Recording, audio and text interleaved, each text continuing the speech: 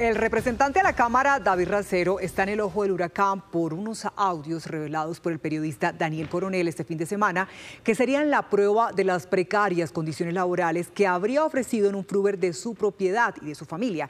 Y este es solo un capítulo de varios que lo tienen en boca de todo el país. Eduardo Hernández, ¿de qué se trata y qué respondió el representante?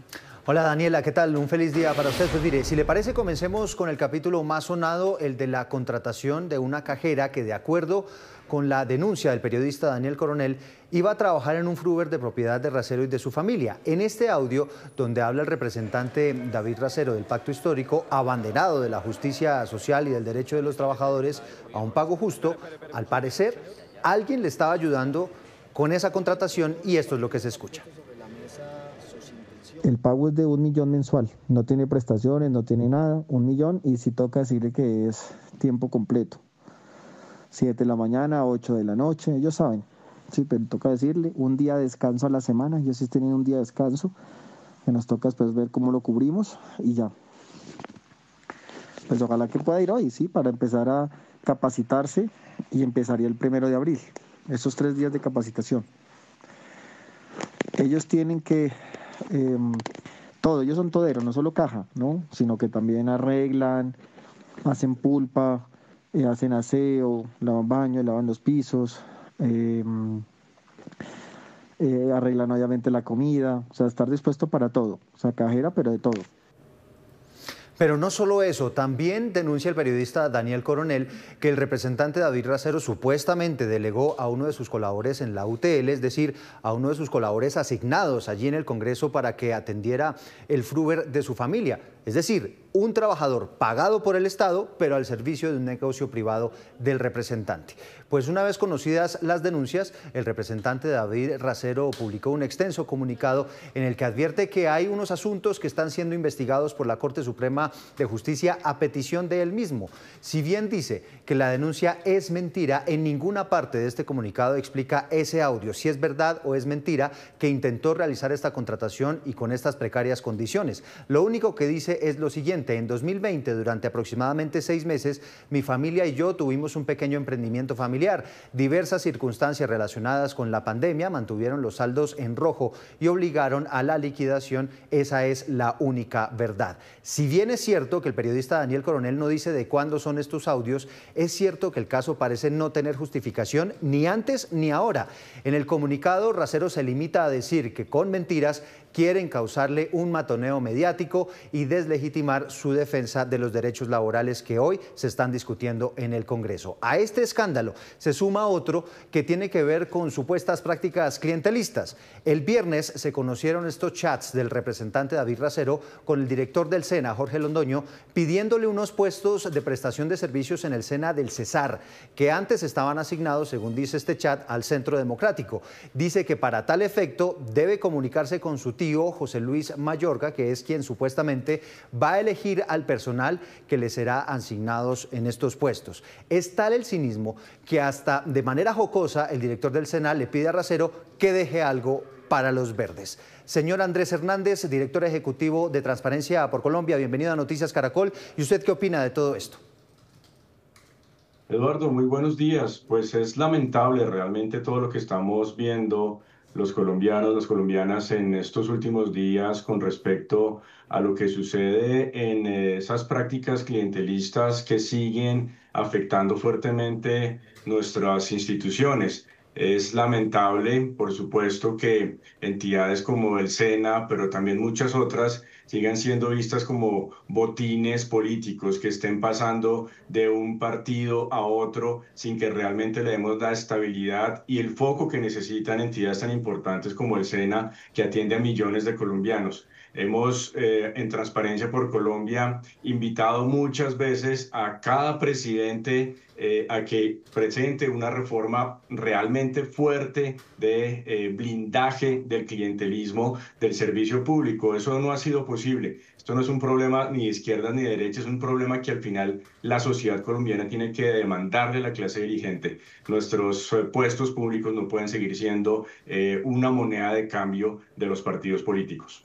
Usted ve detrás de todo esto, doctor Hernández, una estrategia efectivamente para sacar al representante de todo lo que tiene que ver con el debate en el tema laboral? ¿O qué parece haber detrás de lo que le están llamando esta mañana como una incoherencia, evidente incoherencia, ofreciendo unos contratos precarios a una trabajadora mientras defiende la justicia social y la justicia para los trabajadores? Pues los hechos hablan por sí mismos y sin lugar a dudas, cuando se llama a la coherencia en estos liderazgos públicos, pues justamente se trata de que lo que prediquen lo apliquen en la práctica. Es lo que cualquier persona espera de alguien que tiene una responsabilidad tan alta en el Estado. Por supuesto, el representante tiene todo el derecho a defenderse, pero son los hechos los que tendrán que evidenciarse respecto a la manera como se actúa y otra vez respecto a la manera como se defienden unas posiciones políticas. Al final, por supuesto, la opinión pública tendrá que tomar una determinación, pero lo importante es que cuando hayan irregularidades en todos estos hechos que estamos viendo, como en cualquier otro, pues también la justicia, los órganos de control puedan proceder en derecho. Sí, sobre ese punto justo le quería preguntar, doctor Andrés, porque ¿cuál es ese impacto en medio de un año preelectoral, el impacto de lo que han llamado como esa incoherencia justamente quienes están a cargo de tomar nuevas decisiones para el futuro laboral del país en medio también de un escándalo como este revelado? Sin lugar a dudas, el contexto electoral hace que se generen como más suspicacias. Sin lugar a dudas, el contexto electoral hace que quienes están jugando en esa cancha política, pues también sean objeto de controversias. Pero aquí hay que tener mucho cuidado, no podemos confundir el contexto electoral, que es alguna realidad del país, con también los hechos que la gente puede estar evidenciando y sobre todo a lo que quiero destacar la importancia de la labor del periodismo de investigación. En ningún momento se puede entrar a descalificar que se haga control al poder, que se le haga ejercicio de veeduría, de seguimiento a quienes están detentando estos altos cargos en el Estado. Serán ellos quienes tendrán que explicar los hechos que se pongan en evidencia y por supuesto otra vez la justicia que haga su labor. Pero pues lo sabemos, es un contexto electoral en el que todas las personas que están en ese juego político estarán ante un escrutinio público mucho más alto y ahí es donde se verá otra vez la coherencia entre lo que dicen, entre lo que defienden y las prácticas que realmente están llevando a la realidad. En el comunicado, el representante Racero cuestiona el hecho de que hubieran sido de alguna manera públicas algunas conversaciones privadas que él ha tenido pues, con su familia y con otras personas. ¿Qué opina sobre eso? Pues también hay que tener mucho cuidado, por supuesto, con situaciones, con hechos, con conversaciones que se realizan en el entorno íntimo de cualquier persona. Por supuesto que sí, y en su familia. Pero otra vez, aquí estamos hablando de personas que tienen una responsabilidad muy alta ante el Estado. Hablamos de personas que están de alguna manera liderando con el ejemplo. Y si su ejemplo no es de coherencia en todos los ámbitos en los cuales puedan tener un efecto, pues entonces tendríamos que estar cuestionando esas actuaciones. Ya será cuestión de las instancias judiciales determinar o no si esa información pues es propia para una investigación formal. Pero de todas formas es muy importante que esto siga estando en el debate público y otra vez que quienes están realizando estos liderazgos en altas esferas del Estado pues sepan que están en un escrutinio público permanente y que sepan, por lo tanto, entonces actuar en coherencia y rendirle cuentas a la ciudadanía de todo lo que hacen y todo lo que plantean ante la opinión pública. Por supuesto, hemos buscado de manera insistente al representante David Racero para tratar de conocer esas explicaciones alrededor de todo esto que se ha conocido, pero él ha preferido mantenerse únicamente con ese pronunciamiento del comunicado. Doctor Andrés Hernández, gracias por estos minutos en Noticias Caracol. A ustedes, muchas gracias. Bien, pues estos cuestionamientos sobre el representante a la Cámara, David Racero, ha generado un rosario de comentarios a través de las redes sociales, no solamente de congresistas, también de algunos candidatos a la presidencia e incluso del pacto histórico. Pero vamos a empezar con el mensaje del doctor Humberto de la Calle, quien escribe tal vez en términos coloquiales: «¿Qué vaina, Racero, me pedí perdón?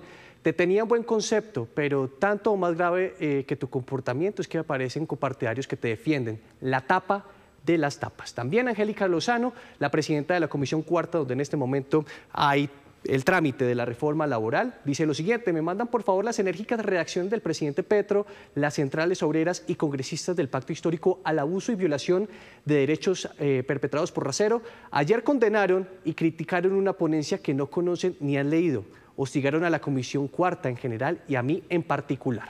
Sergio Fajardo escribe lo siguiente: de dientes para afuera es una cosa, pero en la práctica hacen todo lo que dicen odiar. El honorable congresista Racero es un destacado exponente de la incoherencia de este gobierno. ¡Qué vergüenza! En signos de exclamación.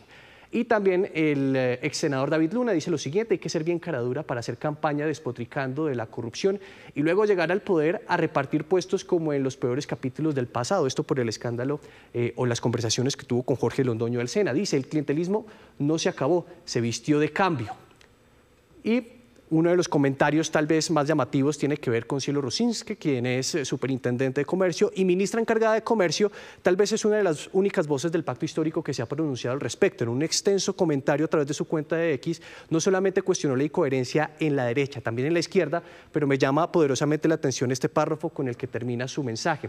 En conclusión, la lección más allá de lo que la justicia en este caso determine es clara en cuanto a nuestro deber de ser coherentes en nuestro pensamiento y acciones para crear un mundo justo y evitar que la derecha, con sus dobles raseros, desvíe el trasfondo de las batallas y nos hagan perder de vista a quien defiende contra viento y marea algunos proyectos. Son los mensajes que están precisamente en las redes sociales, pero también hay comentarios que algunos congresistas grabaron precisamente sobre este escándalo de David Racero. Veamos. Estos audios que nos muestran una incoherencia plena de parte del representante Racero, que en el Congreso es el Che, pero en el Fruer Pinochet, deben dejarnos una lección, y es que la lucha por los derechos laborales no es propiedad ni del Pacto Histórico ni del Gobierno Nacional. Y ya que estamos tan indignados e indignadas, es momento de que el país haga un acuerdo a favor de recuperar derechos laborales y de mejorar las condiciones en las que hoy trabajan hombres y mujeres en Colombia. Lo que pasó con Racero solo termina profundizando la gran decepción que ha habido respecto a este gobierno, porque era un gobierno que había prometido un cambio y eso incluía también un cambio en las prácticas políticas. Y vemos que ese cambio en prácticas políticas no ocurrió. Y ese, creo yo, sigue siendo el gran reto para la política en Colombia. Flaco favor se hace cuando los mismos dirigentes más representativos del país y con mayor responsabilidad someten a sus empleados a trabajos degradantes y precarizando el empleo sin las condiciones laborales adecuadas. Graves acusaciones del periodista Daniel Coronel que deben ser respondidas y atendidas por los sindicados y por las autoridades. Hay que señalar que también buscamos a distintos parlamentarios del Pacto Histórico, tanto de la Cámara como en el Senado, pero lo que nos responden es que esperan tener una conversación privada con David Racero para escuchar sus explicaciones.